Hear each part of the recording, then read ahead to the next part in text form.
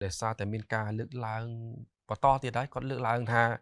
và cô để bàn cưới sắp tay chia và cô mày chân còn số ta và cô trắng và cô để bỏ trắng với tên à hay ta và cô mày đi trầm tới để tết vua còn khơi ta và cô khác cứ miền ca liệp bò mày bài chân sung có một trẻ đang bỏ ra anh bỏ sai cho mình chun bàn bài ពាក់ព័ន្ធជាមួយនឹងសំណួរថាតើ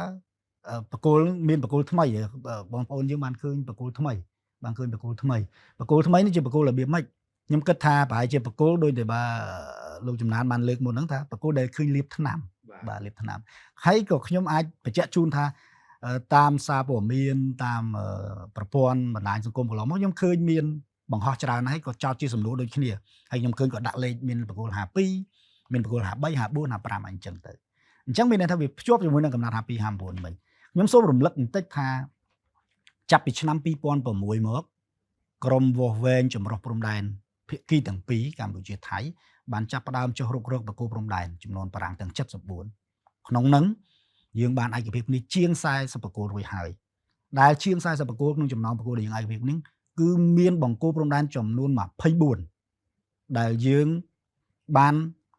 ដែលយើងមានន័យថាយើង identify យើងកំណត់វាយ៉ាងច្បាស់លាស់ថាគឺជាបង្គោលព្រំដែនចំនួនបារាំងហើយវានៅសល់រូបរាង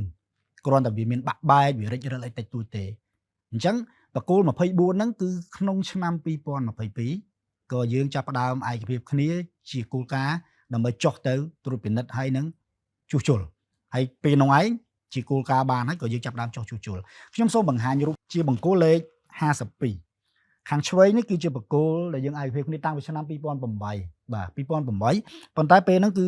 ឯកភាពតែទីតាំងហើយយើងអត់មានធ្វើអីទេដឹងតែបកគោលហ្នឹងហើយយើងវាស់វែង GPS ពី Freight កង់វាស់វែងយកនិយមការទុកធ្វើឯកសារអស់ហើយប៉ុន្តែយើងអត់ទាន់បានប៉ះពាល់បកគោលហ្នឹងទេទុកវានៅដែរអញ្ចឹងពីមួយឆ្នាំទៅមួយឆ្នាំក៏វាមានស្ថានភាពវារិចរើសវាប្រឡាក់វាប្រឡូកអីអញ្ចឹងទៅអញ្ចឹងនៅឆ្នាំ2022យើងចាប់ផ្ដើម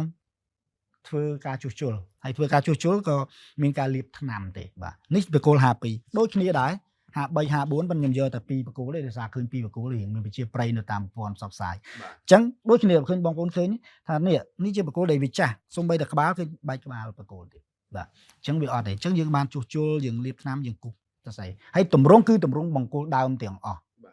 តាមចំនួនបារាំងដែលបានបោះនៅក្នុងអំឡុងឆ្នាំ1919និង1920អញ្ចឹងសូមបញ្ជាក់ថាបង្គោលទាំងអស់នេះមិនមែនជាបង្គោលថ្មីទេហើយមែនតើទៅមិនថាក្រមបច្ចេកទេសឬក៏ JBC យើងមិនទាន់បានឯកភាពគ្នាបោះបង្គោលថ្មីនៅឡើយទេអញ្ចឹងសូមបងប្អូនកុំយល់ច្រឡំថាវាជាបង្គោលថ្មី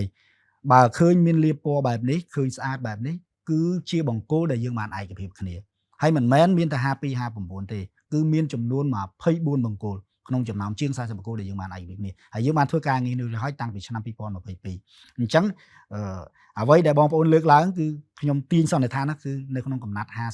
59នឹងហើយក៏ទាញសន្និដ្ឋានណាគឺជាប្រភេទបង្គោល24ដែលយើងបានជួសជុលនឹងរួចដែរបាទអញ្ចឹងមិនមែនជាបង្គោលថ្មីទេ